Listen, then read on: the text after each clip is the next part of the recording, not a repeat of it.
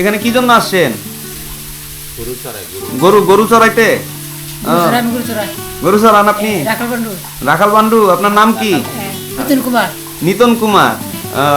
আপনাদের আচার অনুষ্ঠান কি রকমের কি হয় ধর্মের? লক্ষ্মী পূজা করে, দুর্গা পূজা তো সদরে। এটা গাছের ওষুধ না? গাছের ওষুধ। কি গাছের ওষুধ এটা? পুরা আছে না, পুরা পতি না, গাইয়ের এ পুরাই দিবে। ও পুরা খাইয়ে দেওয়া হয় না? আপনার বাড়ি কোথায়? সামনে, সামনের দিকে না? নেকড়ে দেবতা নাকি আসে এরকম একটা বিশ্বাস আছে আপনাদের?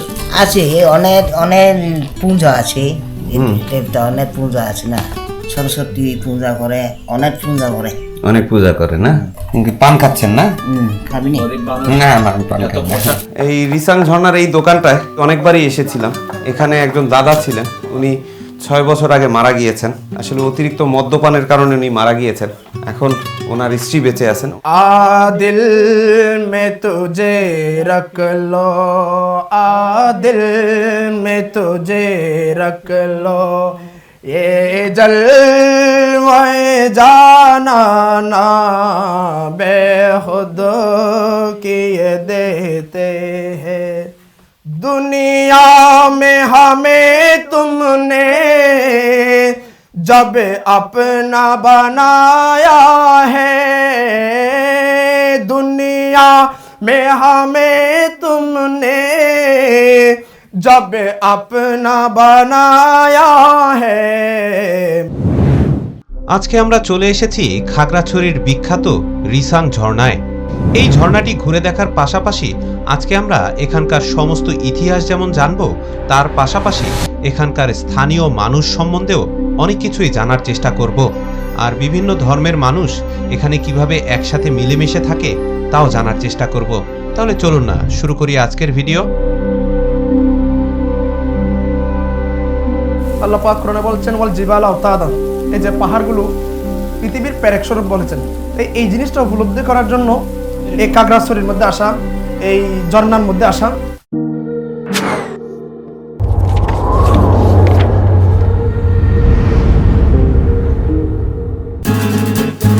শুভ সকাল বন্ধুরা, আমরা আজকে সকাল সকাল বের হয়েছি আবার সেই আনোয়ার ভাইয়ের বাড়ি থেকে। চমৎকার লিচু গাছ যেমনটা দেখতে পাচ্ছেন তার বাড়ির সামনে। এখান থেকে আমরা সরাসরি যাব এখন হচ্ছে রিসাং ঝর্ণায়, এবং একটা বাইক নিয়ে আনোয়ার ভাই কিন্তু রেডি।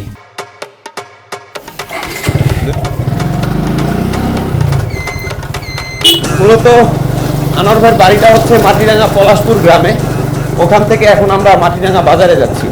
আজকে খুব সকাল সকাল আমরা আনোয়ার ভাইয়ের ভাগ্নের বাইক নিয়ে রওনা দিয়েছি রিসাং ঝর্ণার উদ্দেশ্যে। গতদিনই আমরা সাজেক থেকে আনোয়ার ভাইয়ের বাড়িতে ফেরত এসেছিলাম, আর এখন আমরা আবার আনোয়ার ভাইয়ের বাড়ি থেকে রওনা দিয়েছি মাটিরাঙ্গার উদ্দেশ্যে। ওখান থেকে আমরা সরাসরি চলে যাব রিসাং ঝর্ণায়।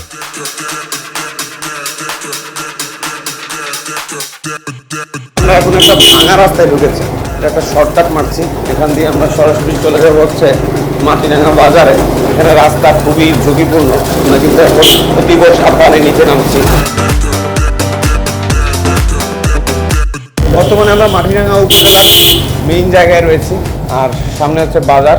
এখানে বাইক স্ট্যান্ড রয়েছে, অটো স্ট্যান্ড রয়েছে, সিএনজি রয়েছে, পাশাপাশি আপনারা চাঁদের গাড়িও পাবেন। এখানে একটা পার্ক রয়েছে, নাম হচ্ছে জলপাহাড়। এখন আমরা মাটিরাঙ্গা বাজারের সিএনজি স্ট্যান্ডে এসেছি। এখানে স্থানীয় মানুষজন বিভিন্ন জায়গায় যায় এই সিএনজিগুলোতে চলে। আমরা বাইকে করে আনোয়ার ভাইয়ের বাড়ি থেকে চলে আসলাম মাটিরাঙ্গা হাটে। হাট বলছি এই কারণে, কারণ আজকে এখানে হাটবার, মূলত এটার নাম হচ্ছে মাটিরাঙ্গা বাজার।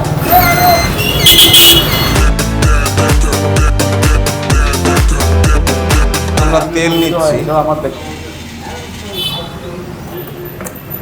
এখান থেকে আমরা তেল নিয়ে নিলাম। এখন আমরা সরাসরি চলে যাব হচ্ছে রিসাং ঝর্ণায়। এখানে আসলে আপনারা রাস্তার দুই পাশে কলার সমুদ্র দেখতে পাবেন। মূলত এই পাহাড়ি কলা খুবই জনপ্রিয়, এগুলো সব ঢাকায় যায়, চিটাঙে যায় এবং দেশের বিভিন্ন জায়গায় যায়। এখান থেকে রিসাং ঝর্ণা মাত্র 12 কিলো পথ। আর আপনারা যদি সরাসরি খাগড়াছড়ি থেকে আসেন, সেখান থেকেও খুব বেশি একটা দূরত্ব নয়। খাগড়াছড়ি থেকে রিসাং ঝর্ণার দূরত্ব মাত্র 8 কিলোমিটার। এই জায়গাগুলো মূলত আপনারা চাঁদের গাড়িতে করেই ঘুরতে পারবেন। চাঁদের গাড়ির প্যাকেজ নিলে সব জায়গায় ঘুরিয়ে দেখাবে, কিন্তু আমরা একটু অ্যাডভেঞ্চারের জন্য আজকে বাইকে চড়েছি। মাটিরাঙ্গা থেকে খাগড়াছড়ি যাওয়ার পথে সবচেয়ে উঁচু জায়গা হচ্ছে আলুটিলা পাহাড়। তবে আমরা কিন্তু আলুটিলা পর্যন্ত আর যাব না, তার আগেই আমরা রিসাং ঝর্ণায় পৌঁছে যাব।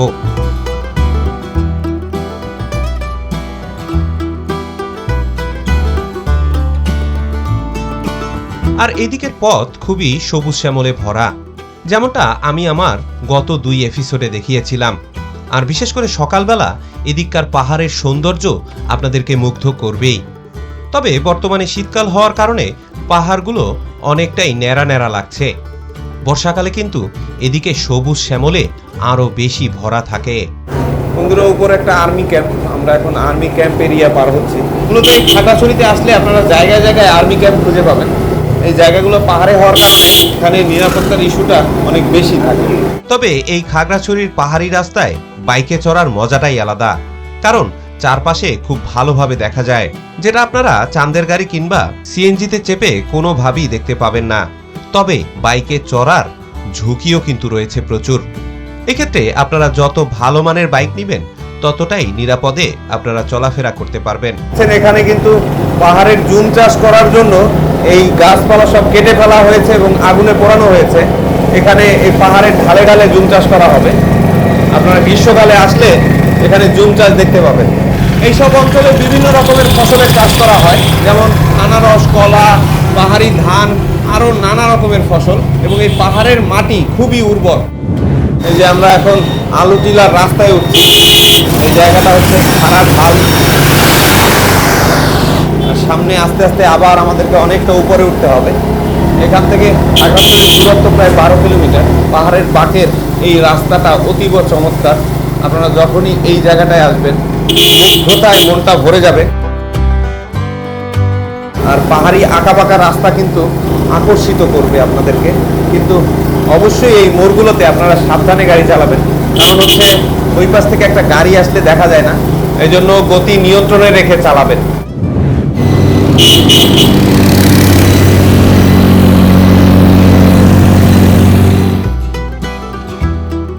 দুই পাশে আপনারা যে গাছগুলো দেখতে পাচ্ছেন এগুলো হচ্ছে সেগুন গাছ।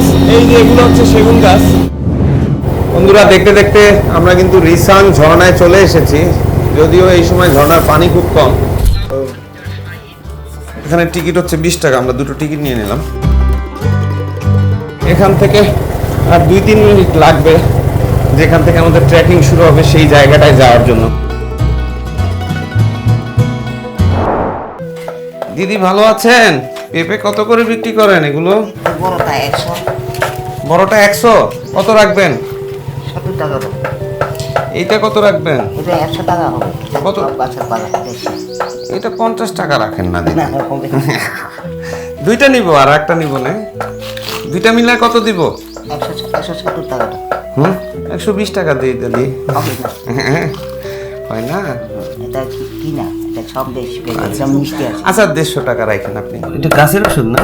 গাছের ওষুধ। কি গাছের ওষুধ এটা? এটা আপনাদের বড় করে চিনবেন না? কিসের জন্য এটা খাওয়াবে?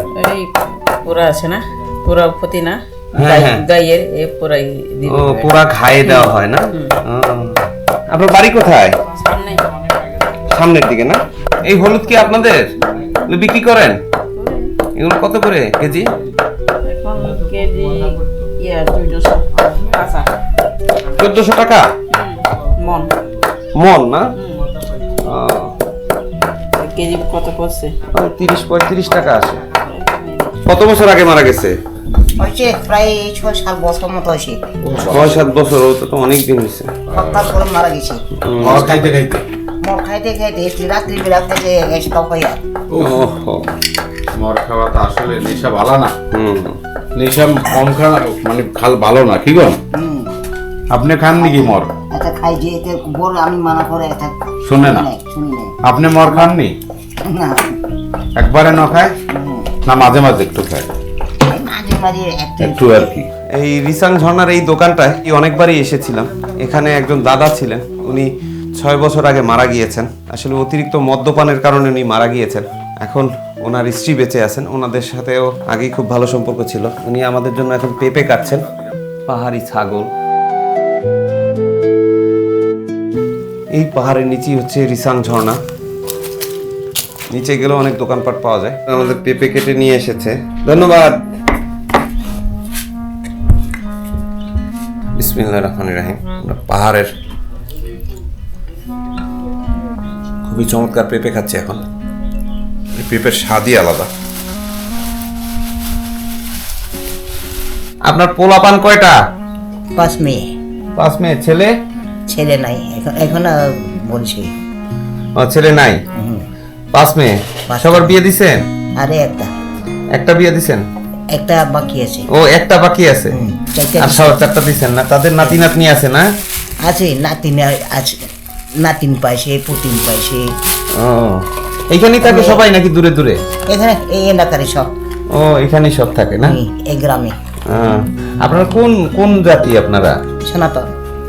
ত্রিপুরা? হুম। আপনারা ত্রিপুরা না? আর ধর্ম পালন করেন হচ্ছে আপনাদের হিন্দু ধর্ম না? এই হিন্দু ধর্ম। ত্রিপুরাটা সবাই সনাতন। আপনাদের আচার অনুষ্ঠান কি রকমের কি হয় ধর্মের? অনুসারেন ধর্মে যা যা করে তাহারই জাতি পারে পূজা। আপনারা কিসের পূজা করেন? লক্ষ্মী পূজা করে, দুর্গা পূজা তো সদরে, হুম। এটারই। আচ্ছা, আপনাদের একটা দেবতা আছে শুনছি, যে ওই যে নেকড়ে দেবতা নাকি আসে, এরকমের একটা বিশ্বাস আছে আপনাদের? আছে, অনেক অনেক পূজা আছে, দেবতা অনেক পূজা আছে না। ও, আচ্ছা। তো এইখানেই মন্দির আছে নাকি, না ঘরে ঘরে মন্দির? ওইটা এখানে মন্দির আছে, ইস্কন মন্দির আছে, সরস্বতী পূজা করে, অনেক পূজা করে। অনেক পূজা করে না? অনেক উৎসব হয় সেই সময় না? ও, আপনারা সুন্দর সুন্দর পোশাক পরেন ওই পূজার সময় নাকি? যা নাকি টাকা পয়সা দেয় রে, ও, আচ্ছা। ওই পূজা করন নাই, ও, ঘরে ঘরে সব টাকা পয়সা যা পারে আরে। আচ্ছা। 100 পারে, পারে, 200 পারে, 500 পারে। এই টাকা দেন আপনারা না পূজার সময়? পূজার সময় জানাকে পূজা করবে, এটা আরই। ও, আচ্ছা। পান খাচ্ছেন না? খাবি নি? না, আমি পান খাই না। কিছুটা খাওয়া দাওয়া করে আমরা এখন আবার নিচে ঝর্ণায় যাচ্ছি। এখানে খুবই ঝুঁকিপূর্ণ রাস্তা, খুবই সাবধানে যেতে হয়। আমরা হেলমেট টেলমেট সব রেখে নিয়েছি। খুবই খাড়া ঢাল রাস্তা, আগে হেঁটে নামতে হতো, এখন চাইলে বাইকে নামা যায়, কিন্তু খুবই ঝুঁকিপূর্ণ। এই ঢালটা আমরা হেঁটে নামছি, আসলে 2জন বাইকে নিয়ে এই জায়গাটা নামা নিরাপদ নয়।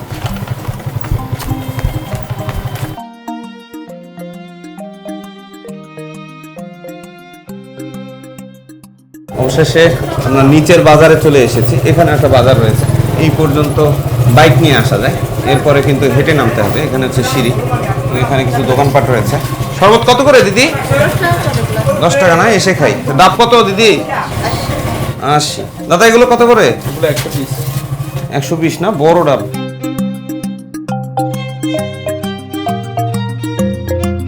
এখানে রিসাং ঝর্ণা ঢোকার আগে একটা রিসোর্ট রয়েছে। এখানে উপর থেকে পাহাড়ের চমৎকার দৃশ্য আপনারা দেখতে পাবেন। এখান থেকে কিন্তু ওই যে ঝর্ণা দেখা যাচ্ছে, যদিও এখন শীতকাল তাই পানির পরিমাণ কম। আমরা এখন এখান থেকে সরাসরি ঝর্ণায় নামবো। পাহাড়ের রাস্তা ধরে নিচে নামছি, সাথে আনোয়ার ভাই আছে। এখান থেকে বেশি একটা নামতে হয় না, অল্প একটু নামলে কিন্তু আপনারা চলে আসতে পারবেন। আমরা এখন দৌড়ে দৌড়ে রিসাং ঝর্ণা নামছি।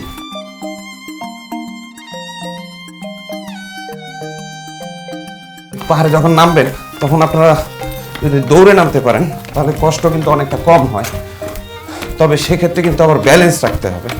ব্যালেন্স উল্টাপাল্টা হয়ে গেলে তাহলে কিন্তু একদম পগার পার, বিশাল বড় দুর্ঘটনা ঘটবে। যদিও আমার অভ্যাস রয়েছে আলহামদুলিল্লাহ, তাই আমার জন্য সমস্যা না।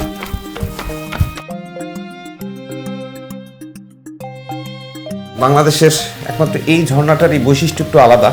এখানে একটা স্লাইডারের মতো রয়েছে, অনেকটা ফ্যান্টাসি কিংডমের রাইডের মতো, এবং এই ন্যাচারাল স্লাইডারটা পাথরের তৈরি, যার কারণে এখান দিয়ে যখন আপনারা নামবেন বা স্লাইড করার চেষ্টা করবেন তখন কিন্তু প্যান্ট নষ্ট হয়ে যাবে, প্যান্টটা ছিঁড়ে যাবে।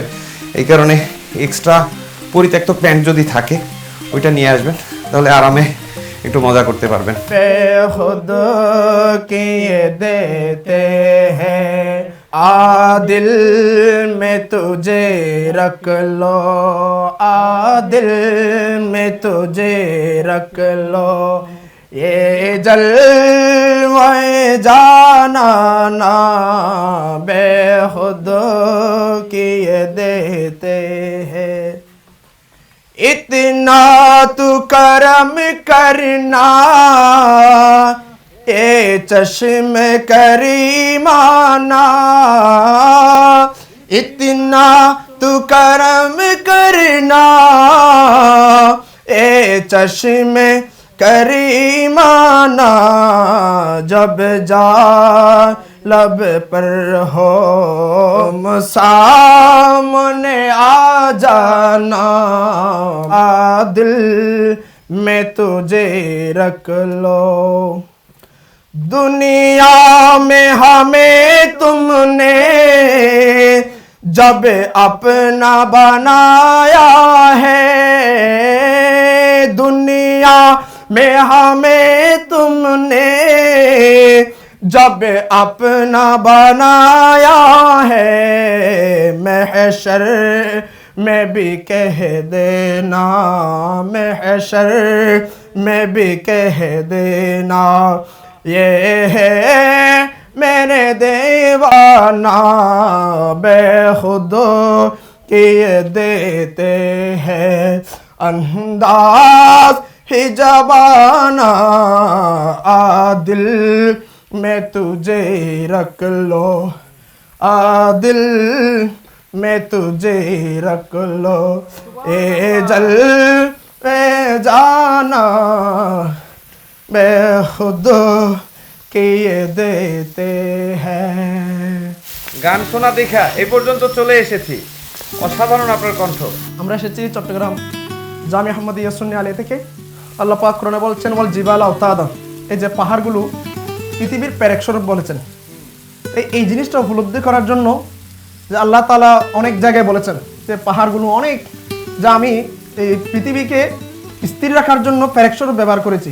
কাজেই এই আল্লাহর বাণীটা নিজের মধ্যে উপলব্ধি করার জন্য, ধারণ করার জন্য মূলত এই খাগড়াছড়ির মধ্যে আসা, এই ঝর্ণার মধ্যে আসা।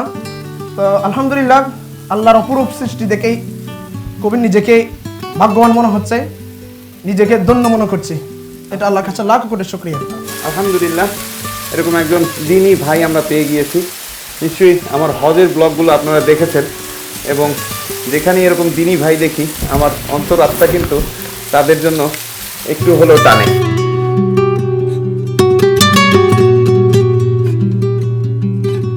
এখানে স্থানীয় অনেক মানুষজন রয়েছে, চলুন সেই আদিবাসীদের সাথে আমরা একটু কথা বলি। এদিক দিয়ে নিচে একটা পথ নেমে গিয়েছে, এখান দিয়ে আবার একটা ছোট ঝিরি তৈরি হয়েছে। এই ঝর্ণার পানি এসে এই ঝিরি দিয়ে নিচে নামে। এখানে কি জন্য আসছেন? গরু চড়াইতে? গরু চড়ান আপনি?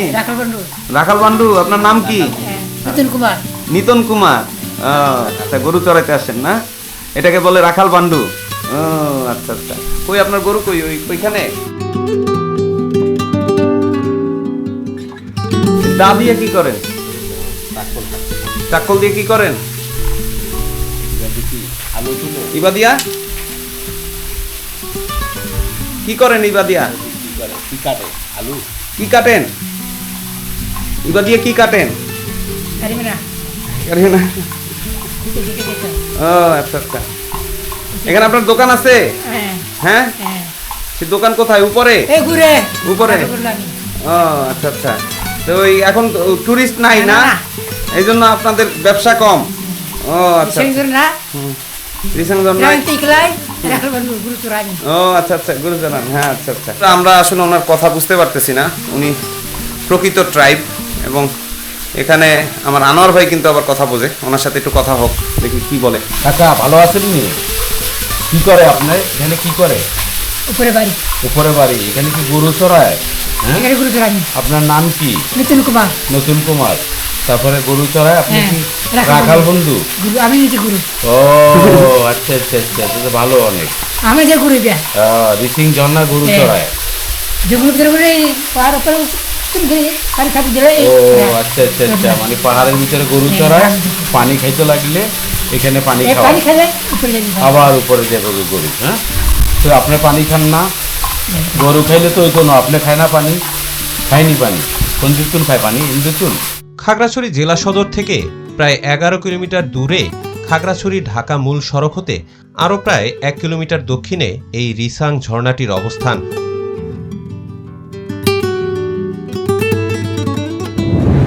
রিসাং বাদেও এই ঝর্ণার আরও একটা নাম রয়েছে, আর সেটা হলো সাপমারা রিসাং ঝর্ণা।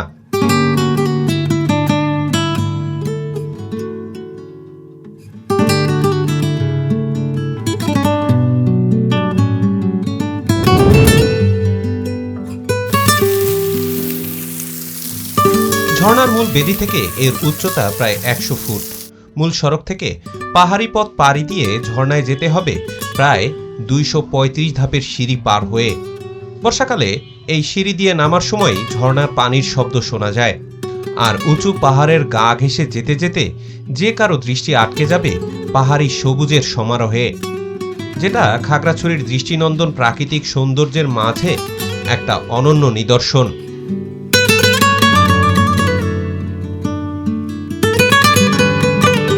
কিন্তু আশ্চর্যের বিষয় হলো এই ঝর্ণাটি কিন্তু খুব বেশি দিন আগে আবিষ্কৃত হয়নি।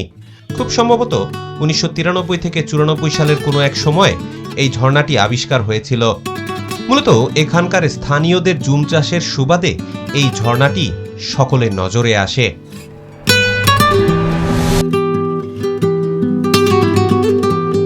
এখানে সতর্কীকরণ সাইনবোর্ড রয়েছে, যেখানে বিপজ্জনক জায়গা, আপনারা স্লাইডিং করে আবার হাত পা ভাঙবেন না, এটার সতর্কতা রয়েছে। এই জায়গাটা পুরাটাই ন্যাচারাল। এই হচ্ছে মূল ঝর্ণাটা। মূলত সবাই এই জায়গাটাতে স্লাইড করে, এই জন্য এখানে সতর্কীকরণ সাইনবোর্ড রয়েছে।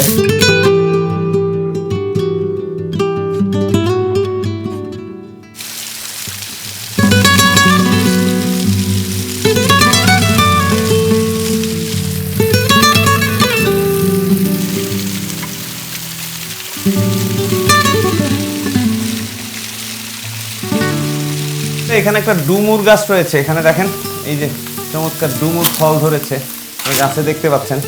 এগুলো পারা যায়, পেরে খাওয়া যায়। আরবিতে এই ফলটা কি 3 ফল বলা হয়। দেখেন নিচেও কিন্তু ডুমুর ধরেছে, এই যে এখানে দেখেন গাছের গোড়ায় গোড়ায় থোকায় থোকায় ডুমুর ধরে আছে। আমরা এখন ডুমুর পারবো, একটু পরে খাবো ইনশাআল্লাহ। আনোয়ার ভাই এখন ডুমুর ফল পারার জন্য উপরে উঠছে, পাহাড়ের উপরে। মূলত উনি পাহাড়ি লোক, যার কারণে ইজিলি পাহাড়ে উঠতে পারে। মাশাআল্লাহ ভাই, সাবধানে। এইটা পারেন, এই রে ডাইন পাশেরটা পারেন। হ্যাঁ হ্যাঁ দেন। যে আমাদের ডুমুর ফল চলে এসেছে। এই হচ্ছে সেই বিখ্যাত ডুমুর ফল। আরবিতে এটা কি 3 ফল বলা হয়। আমরা এখন এই গাছ থেকে এটা পেরে নিলাম।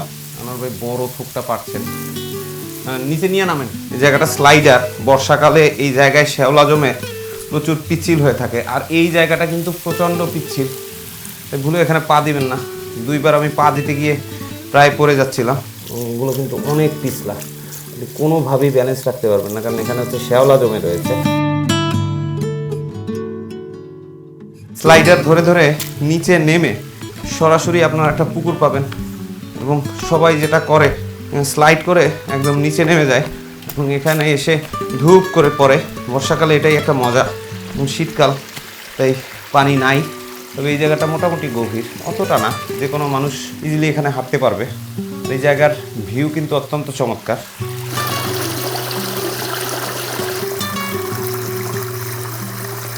এখানে পুরো জায়গাটাই খুবই রোমাঞ্চকর। দেখেন ন্যাচারালি এই পাথরটা তৈরি হয়েছে, এদিক থেকে ভিউ অত্যন্ত চমৎকার। আর এদিকে একটা আর্টিফিশিয়াল সেতু তৈরি করা হয়েছে দর্শনার্থীদের পারাপারের জন্য। মূলত খাগড়াছড়ি শহর থেকে খুব ইজিলি আপনারা যে ঝর্ণাটা দেখতে পাবেন সেটা হচ্ছে এই রিসাং ঝর্ণা। বাংলাদেশের সুন্দর ঝর্ণাগুলো দেখার জন্য কিন্তু অনেক চড়াই উতরাই পার হতে হয়, কিন্তু আল্লাহর রহমতে এই ঝর্ণাটা আপনারা খুব ইজিলি দেখতে পাবেন।